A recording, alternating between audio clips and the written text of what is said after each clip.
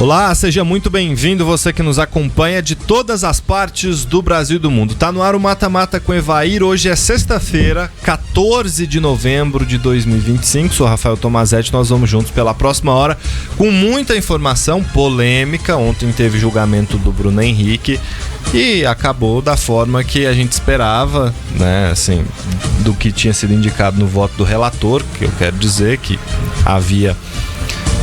na opinião dele, ele não havia um artigo no CBJD que dizia respeito à conduta específica do Bruno Henrique. Ele acabou só multado, sem pena de jogos. Isso repercutiu muito. A gente vai falar de seleção brasileira que joga amanhã, Série B, eliminatórias, tem mais seleção classificada e uma das favoritas, inclusive.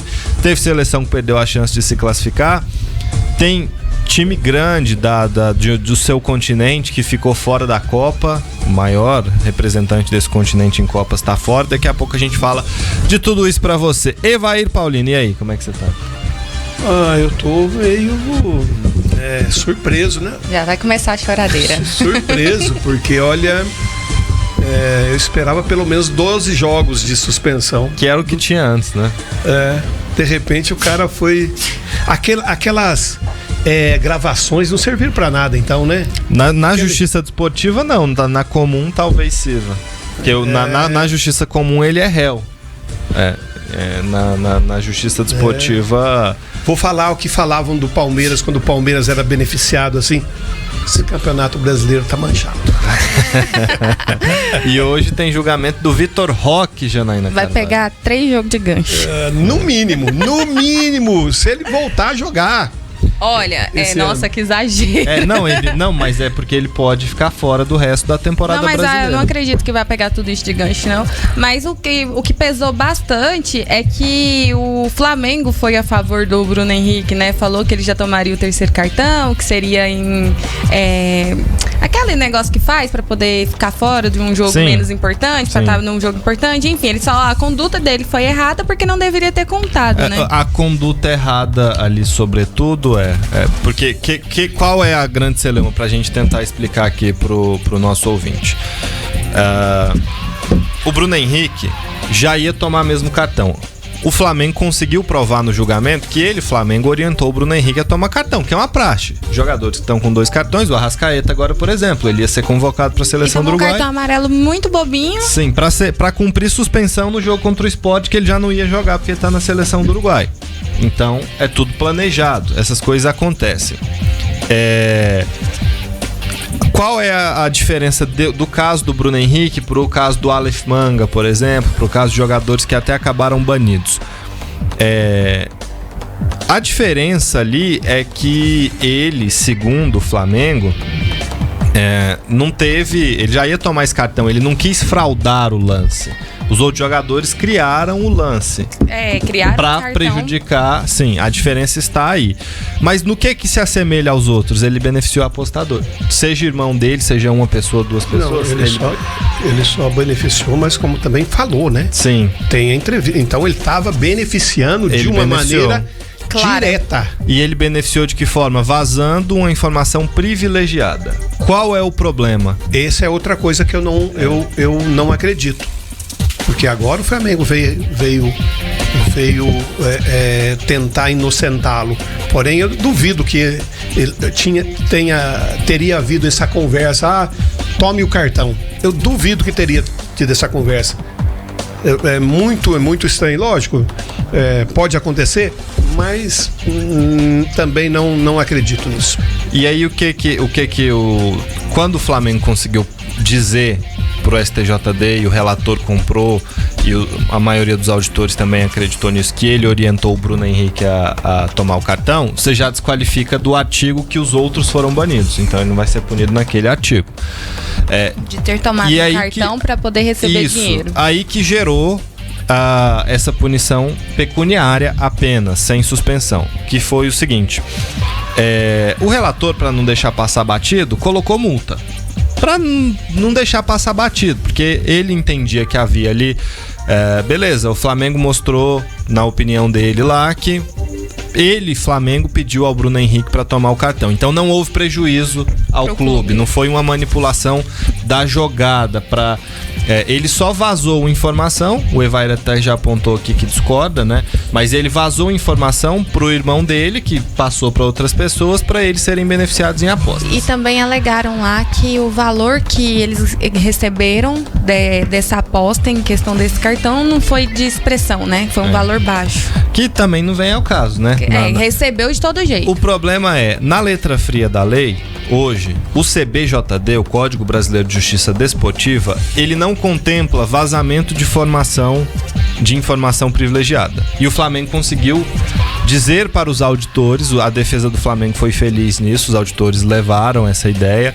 O Flamengo conseguiu dizer para os auditores que o que aconteceu ali foi vazamento de informação privilegiada. E que como não há no CBJD uma punição para vazamento de informação privilegiada, não tinha como punir o Bruno Henrique, porque você não pode punir alguém se não existe a tipificação ali na regra.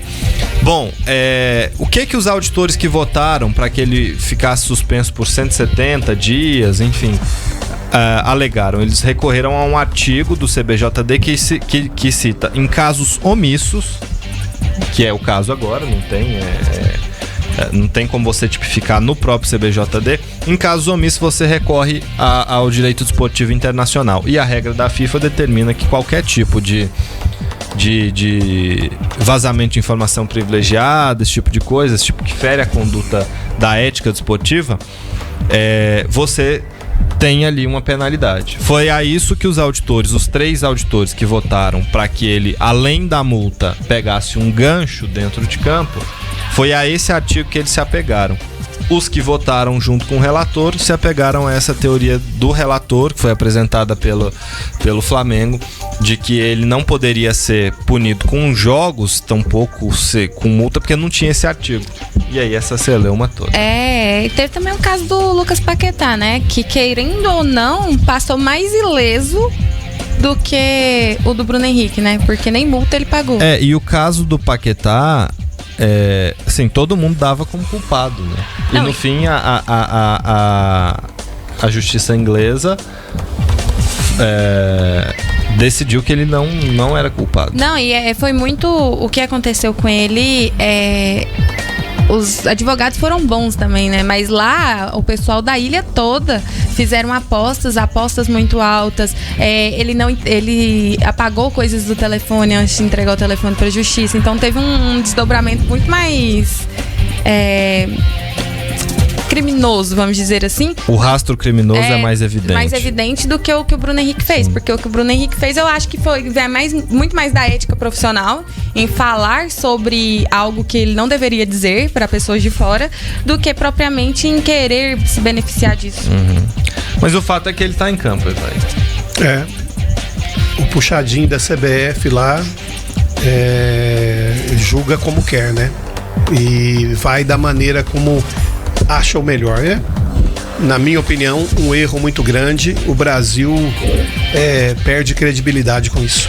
Vamos ouvir o vice-presidente do Flamengo, que falou que o resultado foi bom, mas poderia ser melhor, porque a ideia era a absolvição do Bruno Henrique. E digo que não sai 100% satisfeito com o julgamento, porque o atleta ainda foi punido. Mas o recado que eu queria deixar em nome do Clube de Regatas do Flamengo é a confiança na justiça desportiva brasileira, a importância desse caso, o respeito a todos os votos que... Ao longo desses últimos meses, ele sempre esteve tranquilo da conduta dele, da inocência dele, que ele jamais cometeu nenhum ato. A gente ouviu o Flávio William, vice-presidente do Flamengo. Na sequência aí, podemos até já ouvir, Jonatas, o Alan Flávio, que é o empresário do Bruno Henrique, falou também depois desse resultado do julgamento.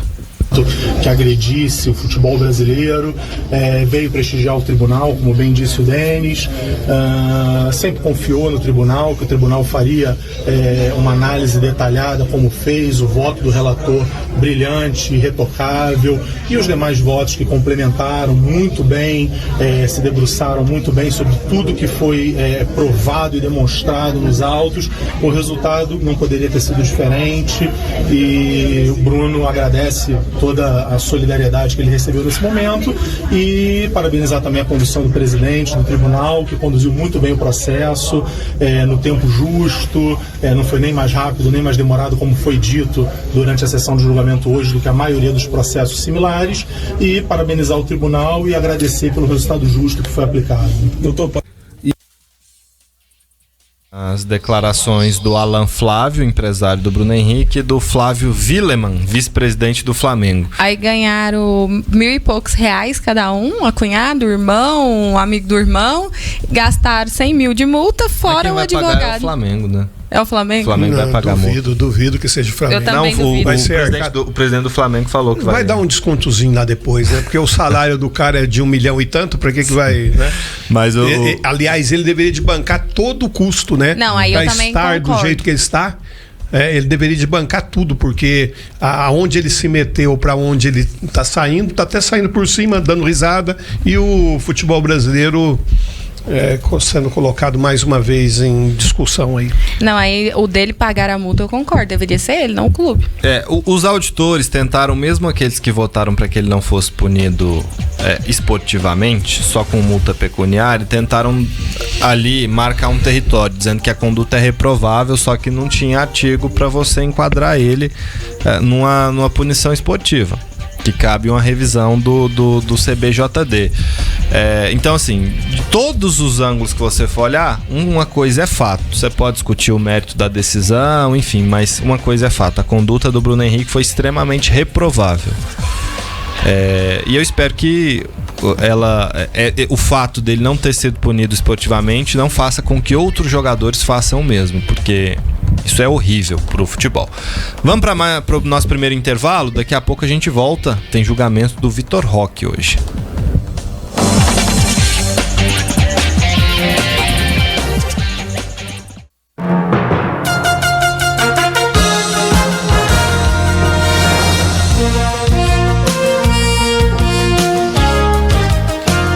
Mata-mata tá de volta. Eu falei que o julgamento do Vitor Roque é hoje, não, é segunda-feira.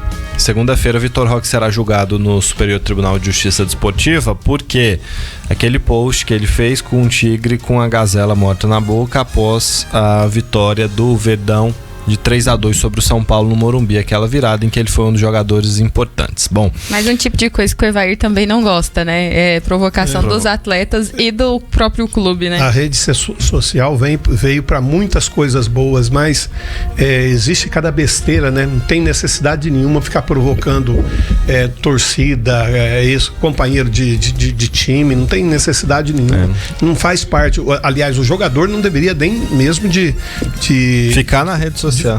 Não, ficar na rede social tudo bem, ter os seguidores dele. Eu tô falando ficar ali o tempo todo. Mas ficar o tempo todo ali querendo o Neymar fica respondendo post. Você viu o Neymar? Porque teve uma publicação, o Santos deixou. Isso aí que a gente que é do jornalismo sabe como é que funciona.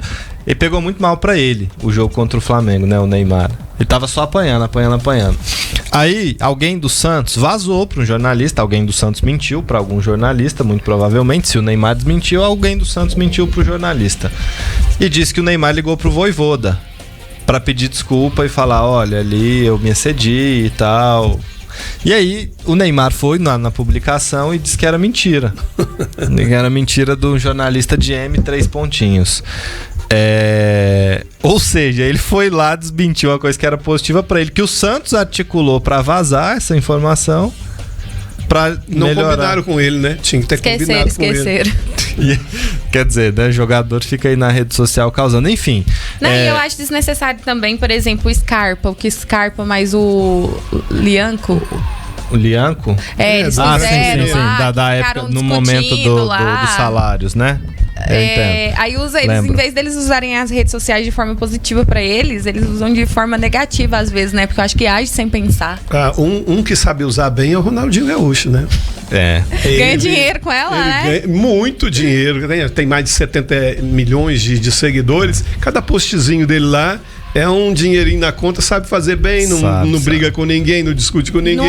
E apesar dele sempre estar envolvido em vários eventos diferentes, porque ele vai em vários segmentos diferentes, você não vê ele envolvido com polêmicas, né? Hoje em dia não mais. Hoje em dia não mais. Ele era um cara que tinha, assim, ele era o rei da polêmica, né? Não, e ele teve uma dessas brincadeiras dele aí, que tem aquelas 8 mulheres virado de bunda pra cima na piscina. Ele ainda perguntou pro jornalista: você tá com inveja, né? O Vitor Roque pode pegar de 5 a 10 jogos de gancho no STJD. Se ele pegar 5 jogos, ele não joga. Se pegar essa pena mínima, ele já não joga mais no Brasileirão. Mas aí tem um efeito suspensivo que o Palmeiras vai utilizar, que foi uma coisa que a Leila tava reclamando, mas o Palmeiras já utilizou disso também. Todo mundo usa. E aí eu também não acredito que vá pegar tudo isso de gancho, não. Agora, assim, o que... Não, ele pode pegar. Não, mas eu não acredito pode que pegar. Vá. O que é ruim por que é que julgamentos que poderiam ter sido feitos lá atrás forma rápida para agora. O caso do Alan. O Alan foi expulso. Cumpriu um jogo, o normal, e tinha pegado um jogo de gancho além do normal. Seriam 2 partidas de suspensão. Esse jogo foi há 3 meses que o Alan foi expulso. O Palmeiras fez o que todo mundo faz. Entrou com efeito suspensivo. O clube não tem como saber quando é que o efeito suspensivo vai ser julgado. Aí o Alan ficou jogando com efeito suspensivo sem cumprir esse segundo jogo. O STJD marcou o julgamento do efeito suspensivo para essa semana. E o Alan não vai jogar contra o Santos. No momento em que o Palmeiras está depletado. Está sem 12, o Flaco vai voltar, 11 jogadores, somando aquelas lesões que já estão há mais tempo, né? Lucas Evangelista e o Paulinho, por exemplo. Tem 11 desfalques do Palmeiras. E o Santos vai reforçado, né? Sim. O Wilton Pereira Sampaio não. É o juiz da partida. Esse horário vai reclamar do Wilton, é brincadeira. O Wilton e mais alguns, né? Bom, aí assim, 3 meses depois, marcaram. Aí o do Bruno Henrique ficou. Ele ficou jogando sob efeito suspensivo também. E aí marcaram pra agora, tinham adiado, enfim, deu toda essa celeuma que deu. E agora o do Vitor Roque. Todos esses julgamentos poderiam ter acontecido. Olha, coisa mais besta, o mais complexo aí é o do Bruno Henrique. Os outros 2 são extremamente simples, os 2 do Palmeiras. Efeito suspensivo, o cara joga, mais de 90% das ações, elas caem, ele tem que cumprir a pena depois. Não tem como. Joga sob efeito suspensivo por um tempo, cumpre a pena depois. E aí, por que já não resolve isso na semana? Na mesma semana?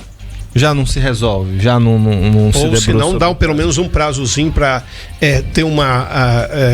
próxima, decisão próxima. Assim, juntar prova ou tentar ver as imagens e tal. Mas assim, menos de 2 semanas não poderia nem pensar em passar, porque são coisas simples de cotidianas do futebol. E eu acho que passar de um mês já é um absurdo. Não, eu acho que assim... na minha visão, coisas simples assim, tinham que ser na mesma semana.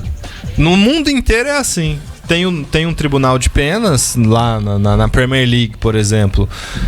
O cara é expulso. Lá na Inglaterra é diferente, né? Se ele for expulso direto, ele pega 3 jogos de gancho seguidos. Isso aí é regra lá, não é um igual aqui.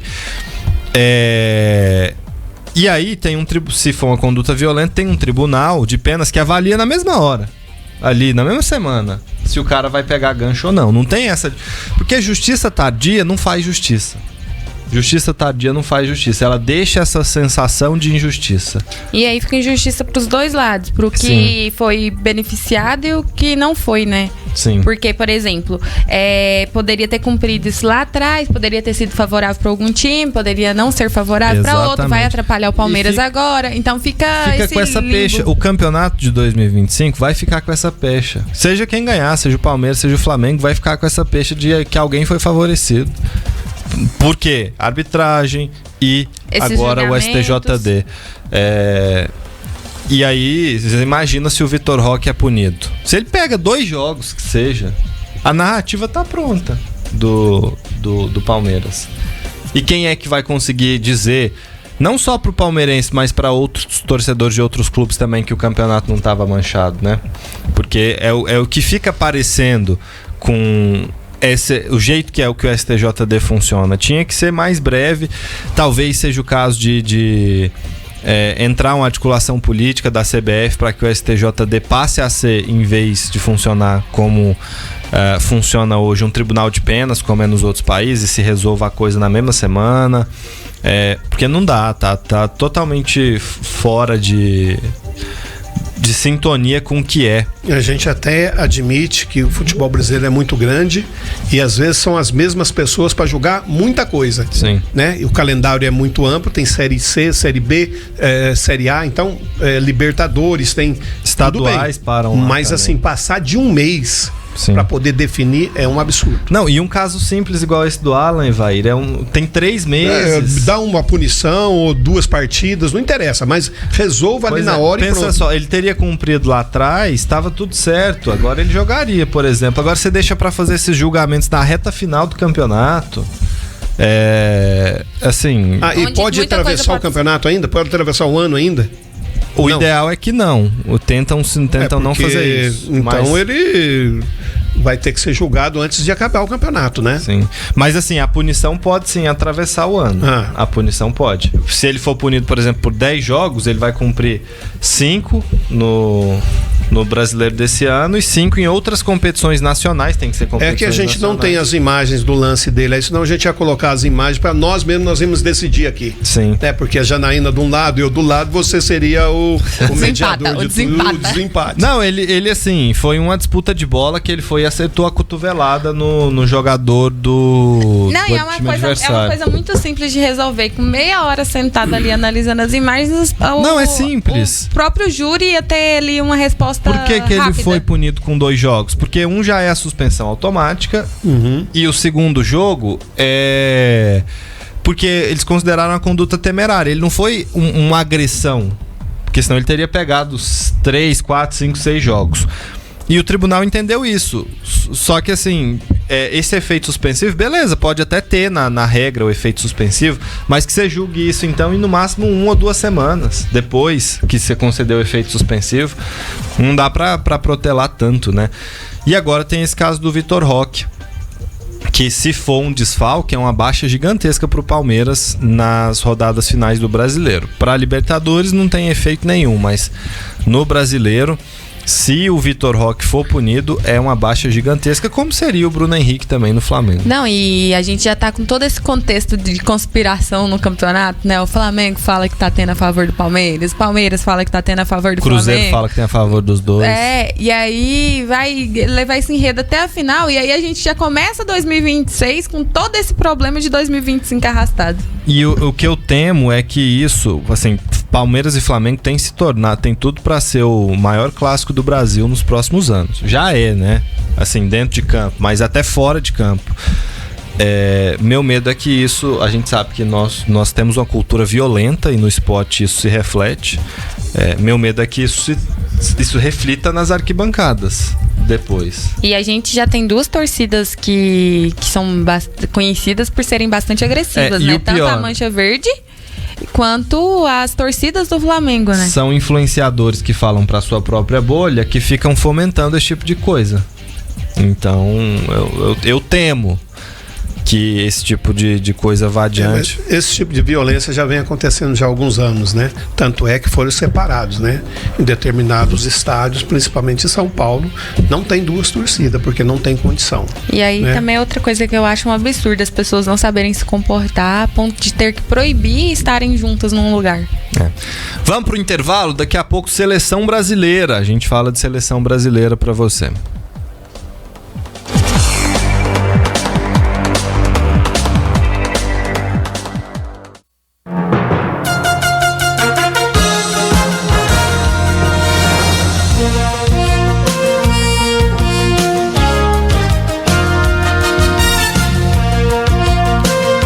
Mata tá de volta no seu rádio. Vamos falar de seleção brasileira aqui? Tem jogo amanhã, no iniciozinho da tarde, 1h no horário de Brasília, contra a seleção de Senegal. O Brasil pega os africanos e o time vai ser basicamente aquele que fez a melhor atuação sob o comando do Ancelotti contra a Coreia do Sul. Vai ter mudança no gol, porque o Ederson tá de volta e ele vai ser titular, inclusive, né? É um indicativo que ele de fato provavelmente estará na Copa como segundo goleiro, atrás apenas do Alisson, que tá lesionado, por isso não tá na convocação. E o que sugere também o que a gente já pensava, né? Que a terceira vaga para goleiro ainda segue aberta. Sim. E ele vai fazer um teste que ele não precisa nem testar, porque ele já conhece no Real Madrid, ele já fazia esse papel, mas ele vai fazer um teste que na seleção ainda não tinha sido feito. O Militão, quando jogou no Brasil, o Ancelotti, na última data FIFA, ele jogou de zagueiro. Agora, Evair, o Militão vai de lateral direito. E tudo indica seleção também que o Rodrigo vai de meia, né? Sim, ali a frente é a mesma, né? Estevão, Matheus Cunha, Vini Júnior e Rodrigo. A escalação do Brasil provável é a seguinte: Ederson no gol, Éder Militão, Marquinhos, Gabriel Magalhães e Alexandro, Casemiro, Bruno Guimarães ali no meio campo e 4 homens de frente, aquela escalação que a gente tem ficado habituado: Estevão, Matheus Cunha, Vini Júnior e Rodrigo. Então ele vai fazer aquele esquema de segurar o Militão pelo lado aqui e liberar todos os jogadores, né, pelos lados do campo, porque liberar um lateral direito que é zagueiro não tem porquê, né? Sim. Então provavelmente é um esquema para 3 zagueiros e tentando ser um time bastante velocista, né? Porque esses jogadores aqui têm uma capacidade muito grande de velocidade e me chama a atenção aqui Matheus Cunha, né? O Ancelotti já deu indicativos de que ele, assim, se não for titular, ele vai brigar por alguma vaga de titular, porque tem o Rafinha que tá faltando aí, né, nesse quarteto. Porque na teoria, o time titular ali na frente é Estevão, Rafinha, Vini Júnior e Rodrigo. O Matheus Cunha seria o primeiro reserva, mas o Matheus Cunha vem bem, né? Pela situação que ele propôs e fez durante a partida, acho que foi a última partida, se não... A penúltima. Penúltima partida. Foi uma situação bem distinta, bem assim, distante daquilo que eu esperava dele. Porém, é um jogador que poderia fazer muito bem de novo essa função pra gente ver se realmente dá certo. E aí a gente vê o Alexandro na esquerda, que também eu acho que é um jogador que não vai sair tanto. Eu não vejo o Alexandro como um cara que vai jogar muito. Não é muita característica dele também, exato, né? Até pela idade também. Não, e olha pra você ver, quase 4 atacantes aqui também. Não. Precisa ficar pelo menos postos ali pra poder não ficar sofrendo com o Eu ia falar que não faz muito sentido eles saírem justamente por ter 4 atacantes, né? E também essa questão que você levantou, né? De ficar ali. Eu acredito numa seleção brasileira esperando, porque o contra-ataque vai ser pro Brasil algo mais importante por esse formato aqui, né? Que é onde ele gosta de velocidade, gosta de jogadores que dão velocidade à bola. E para isso é preciso estar se defendendo aqui para que o Vini e o Estevão tenham espaço lá na frente. O Ancelotti tem dado alguns sinais nas convocações e nas escalações. E essa escalação aqui acho que dá alguns. Vocês já leram aí. Acho que o Evair também leu muito bem, eu concordo com ele de que vai usar muito na Copa essa formação com 3 zagueiros, um deles, o Militão, como lateral, justamente para poder usar esses homens de frente com mais tranquilidade. E ele deixou isso claro na entrevista, né? Nessa entrevista de hoje, ele disse que a seleção precisa estar muito bem organizada na defesa, que é o foco dele, é organizar a defesa, porque tem atacantes muito bons e que precisa de uma defesa azeitada. E ele citou a Copa de 94, onde a seleção tinha uma defesa boa, conseguiu se defender, suportar altas temperaturas, que ele lembra que nos Estados Unidos no verão é muito quente. E Por conta disso, precisa ter uma defesa boa para chegar como um candidato, que é defesa, na opinião dele, que define o título. E aquela frase é verdadeira, né? Um bom ataque te dá vitórias em jogos e uma boa defesa te dá um título. Isso é verdade em muitos esportes, no basquete, no futebol americano, no futebol. Defesas boas te dão títulos. E a maior parte que a seleção brasileira pecou aí nas últimas Copas foi justamente na defesa, né? Tomou gols bobos na hora que não deveria. Exato. Então eu entendo que tem alguns sinais, esse é um deles que a gente já falou. Eu vejo que ao colocar o Ederson como titular na partida em que ele testa o time que parece mais próximo do titular, a gente tem algumas ausências, Alisson, o próprio Rafinha que estão lesionados. Esse é outro que tá demorando pra voltar, né? Tá fora do Barcelona já tem mais de um mês, eu acho, com lesão. Mas o Ederson aí mostra que não se perdeu a confiança nele e que aquilo que a gente vinha comentando, que para uma Copa ele vai querer como goleiro reserva imediato um cara com a experiência que o Ederson já tem de ser campeão da Liga dos Campeões, de jogar a Copa, de jogar a Copa América. Os outros podem até estar eventualmente numa fase melhor, não é o caso do Bento. O Bento também não vem tão bem assim, mas você pode puxar ali o John, o Souza, qualquer um que eventualmente esteja numa fase melhor, eventualmente, né? Não é necessariamente o caso, que não tem a experiência que o Ederson tem. E para você entrar num jogo de Copa, você precisa ter a malícia ali que o Ederson conseguiu ao longo desse tempo, 2 Copas que ele tem no currículo. E eu acho que ele faz corretíssimo, né? Porque não dá pra testar. A gente viu o Hugo, né? O Hugo contra o Japão, um jogo amistoso, o nervosismo dele atrapalha.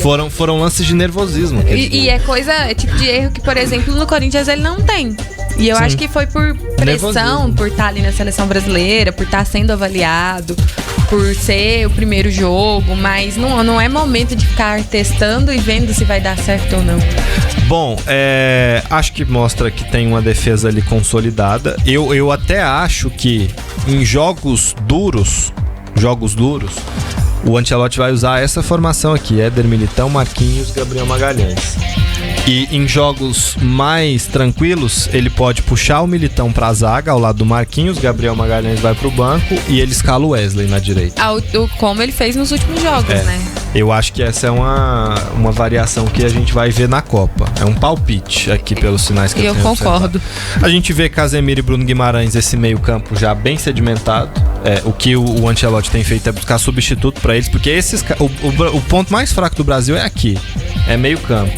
E esses 2 caras estão bem e eles não têm substitutos. Tem o teste com o Fabinho agora, você tem o Andrei lá, enfim, mas muda muito se eles saírem. As características, né? Exato. E também me parece muito sedimentado ali na frente. Você muito provavelmente vai ter a entrada do Rafinha no lugar do Matheus Cunha. É a lógica. E sobre convocações, eu acho que pode mudar o centroavante, né? Porque ele deu a entender que o Richarlison não tá... Não, ele tende a mudar, né?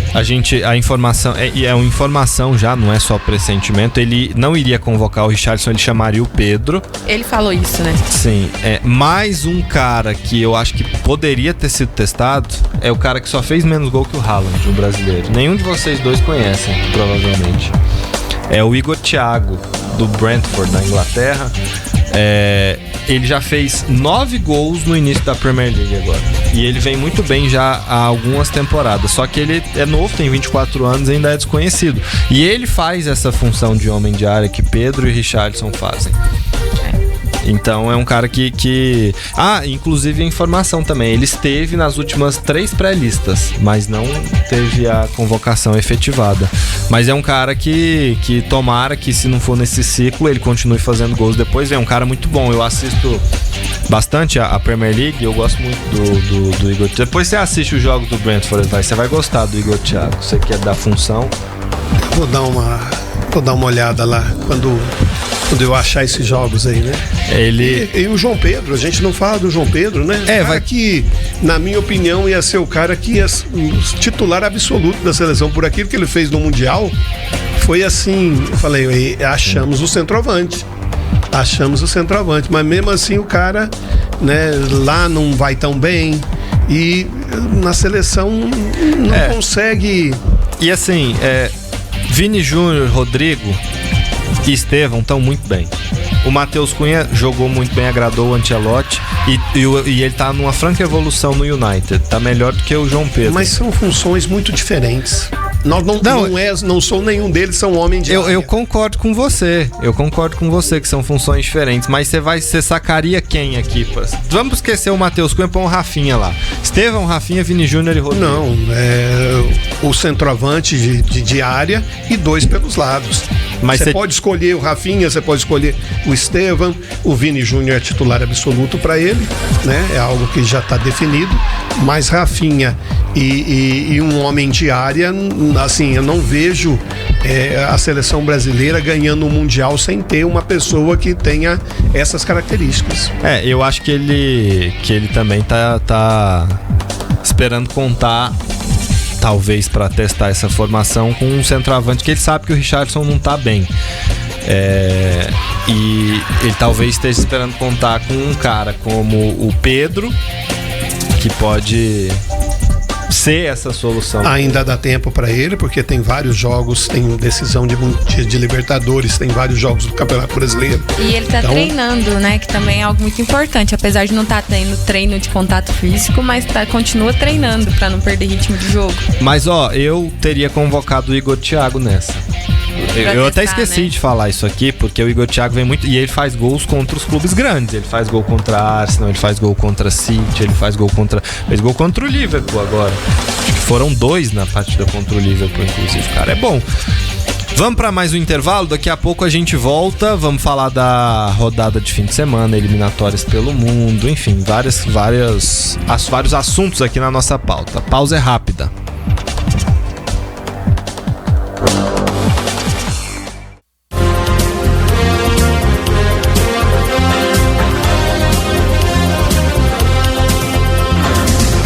Mata-mata tá de volta, vamos continuar no futebol de seleções. Ontem teve primeiros jogos das eliminatórias europeias, também tivemos eliminatórias da CONCACAF e da África. Eu vou começar na África. Eu pensei que você ia começar pelo Cristiano Ronaldo sendo expulso. Não, vou começar na África. Ontem meteram a mão no Gabão. Teve um pênalti claro pro dizer que você acompanhou o Gabão. Assistir Nigéria e Gabão. Ah, meu Deus do céu. A vida dele é difícil, né? Nossa. Nigéria e Gabão. O jogo tava 0-0 com 70 minutos. Aí teve um pênalti pro Gabão, o juiz não deu o pênalti. E aí a Nigéria fez 1-0. O Gabão ainda empatou e o jogo foi pra prorrogação. Na prorrogação a Nigéria fez 3, então terminou 4-1.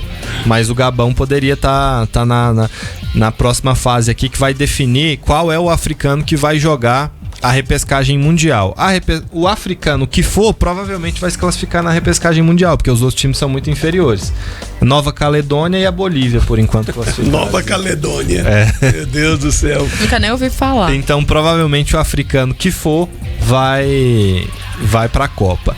No outro jogo, nessa outra semifinal, esses jogos estão sendo disputados no Marrocos, lá em Rabat. A República Democrática do Congo venceu Camarões com um gol no fim.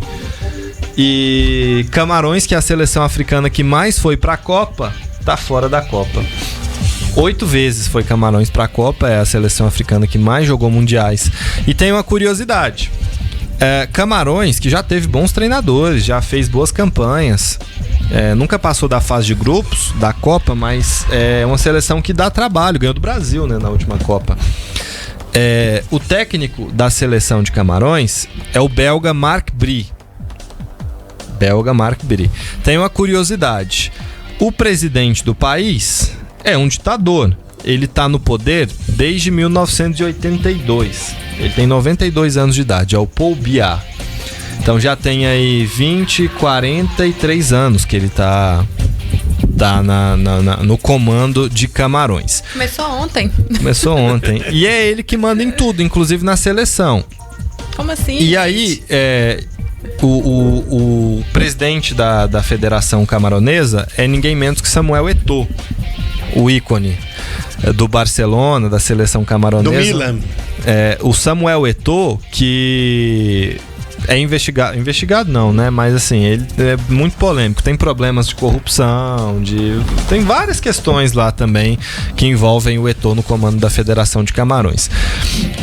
O Eto'o não gosta do Brie, mas quem manda é o presidente, ditador. E aí o Brie ficou como comandante porque o presidente quis, foi imposto pelo governo à federação.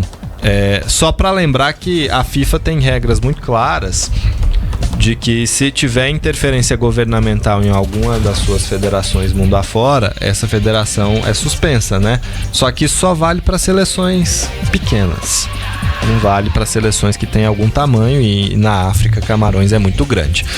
Bom, então vão jogar Nigéria e República Democrática do Congo. Quem ganhar vai para a repescagem mundial.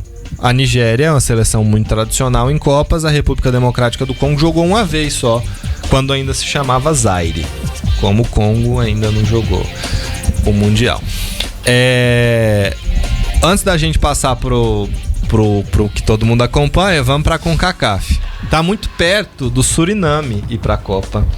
Vai dizer que você assistiu o Suriname também. Muito tarde o jogo. Venha me falar a escalação do Suriname, pelo amor de Deus. 4-0 pro Suriname contra El Salvador.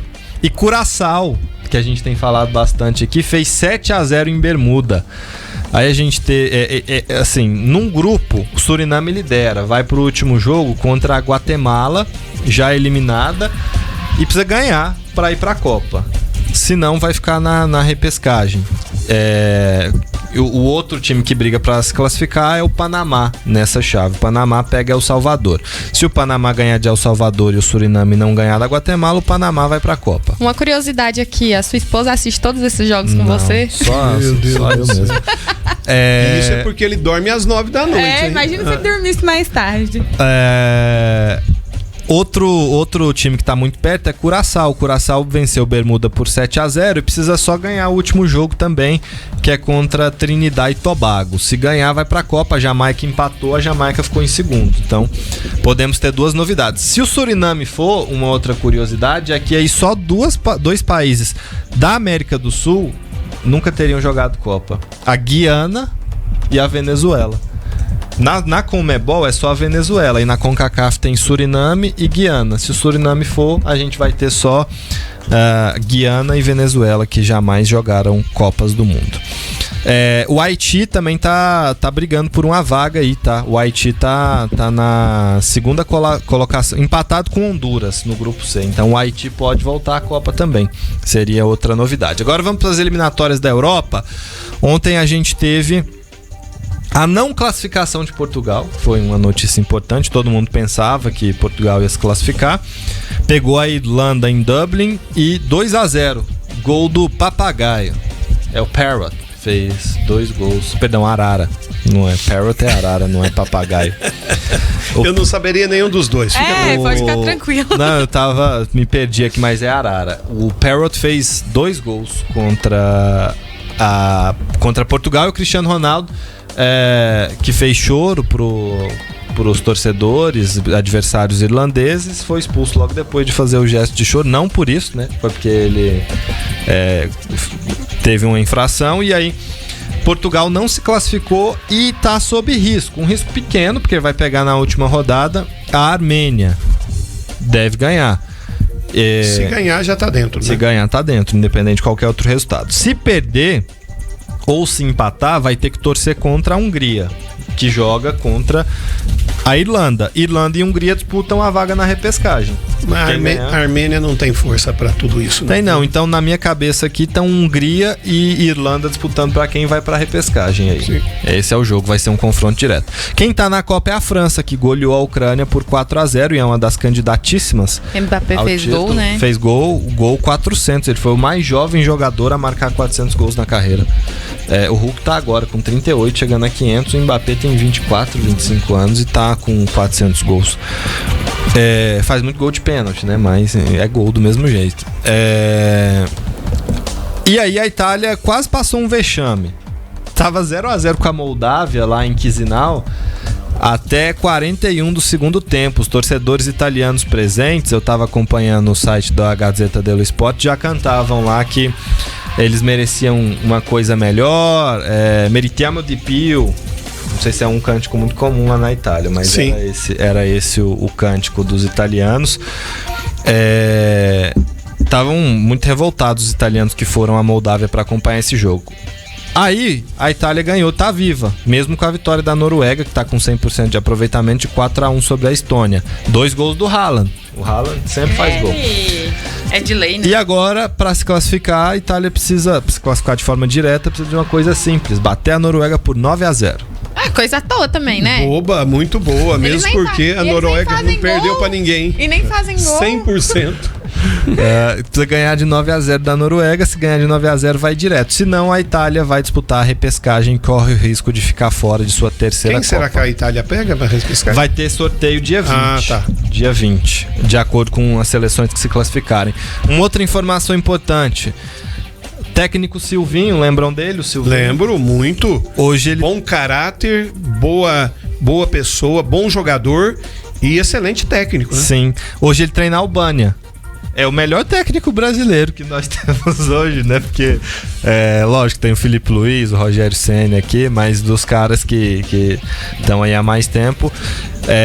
Ele levou a Albânia para a Eurocopa, um feito inédito, e parece que tem boas chances de levar para a Copa do Mundo. É lógico, não conseguiu passar da Inglaterra, é uma seleção que está muito à frente, mas superou a Sérvia, por exemplo, e está na repescagem. A Albânia ontem venceu Andorra e garantiu-se na repescagem, vai lutar por sua primeira participação na Copa do Mundo. Tem a seleção mais um jogo albana. aí, né? Tem mais um jogo, né? mas já tá classificado porque tá 4 pontos da 4 Sérvia. pontos da Sérvia. A Sérvia que decepção também. Decepção da Sérvia, sim. É uma seleção que costuma participar das Copas do Mundo. Bom, de ontem esse aí é basicamente o que a gente tem de retrato, né? E vai ter também um confronto direto entre Islândia e Ucrânia para ver quem vai para a repescagem no grupo da França. Hoje a gente tem a Alemanha, que se perder fica na Berlinda, corre o risco de não se classificar direto. A Alemanha visita Luxemburgo, não vai perder, né? Mas se a Eslováquia ganhar da Irlanda do Norte, vai para o segundo jogo na semana que vem. Ali os dois times pau a pau, Eslováquia e Alemanha. E a Eslováquia ganhou da Alemanha no primeiro turno. Se a Eslováquia ganhar de novo, ganhar da Irlanda e ganhar da Alemanha, a Eslováquia tá na Copa e a Alemanha vai para repescagem. E é isso. Galera, basicamente é isso, né? Tem mais outras coisas aqui. Final de semana tem jogos do Campeonato Brasileiro. Série B. Flamengo Sport, Série B, tem Santos e Palmeiras também. Mas não dá mais tempo. Nós chegamos aqui ao último mata-mata. Essa é a última vez que a gente vem ao ar neste formato, aqui com o mata-mata com Evair. A gente agradece muito esse período. Nós falamos para mais de 12 milhões de pessoas em 87 rádios e 6 TVs para praticamente todos os estados e o Distrito Federal. A gente agradece muito a companhia de cada um de vocês nesse programa e quem sabe em breve a gente está de volta também. Evair, valeu demais, foi um grande prazer.